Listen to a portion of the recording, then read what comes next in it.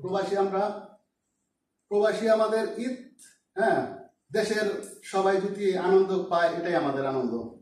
আমরা এখান থেকে টাকা পাঠাবো, দেশে সবাই আনন্দ করবো, ঈদের আনন্দ, গরিব মিসকিনে দিব, নিজে খাইবো, আত্মীয় স্বজনে দেবো, এটাই আমাদের আনন্দ।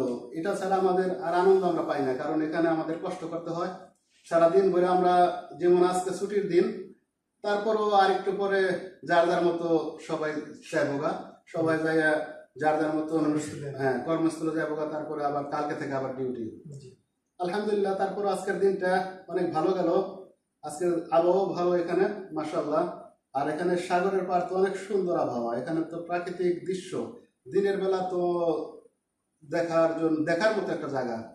সামনে সাগর, পিছনে মরুভূমি, আর মাঝখানে আমরা আছি। সুবহানাল্লাহ, আল্লাহর যে নিয়ামত কি, এটা এখানে না আসলে বুঝবো না। আমরা এখানে থাকি, যারা যারা এখানে থাকি আমরা অবশ্য বুঝতে পারি এখানকার অনেক সৌন্দর্য। আমার এখানে মাশাআল্লাহ 22 বছর হয়ে গেছে এখানে, আলহামদুলিল্লাহ। 2004-এ আসছি আমি এখানে, মাশাআল্লাহ 22 বছর হয়ে গেছে। গ্রামের মতো একটা প্রাকৃতিক পরিবেশ, এখানে যে আসে সেই জানে এখানকার পরিবেশের কথা। সুবহানাল্লাহ, আর কয়েকদিন পরে এখানে আমরা অনবরত এখানে সাগরে নামবো, মাছ মারবো। মাশাআল্লাহ, আমাদের একটা আনন্দ, এটা ফিল করি আমরা।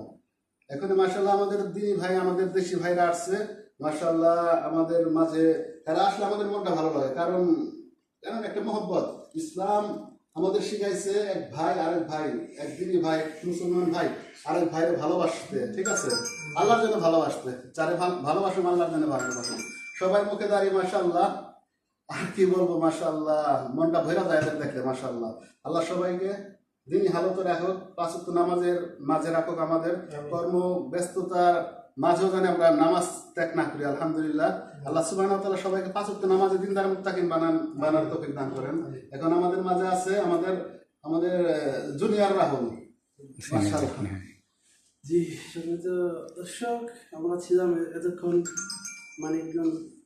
মানিকগঞ্জের এক প্রবাসী ভাইয়ের সাথে।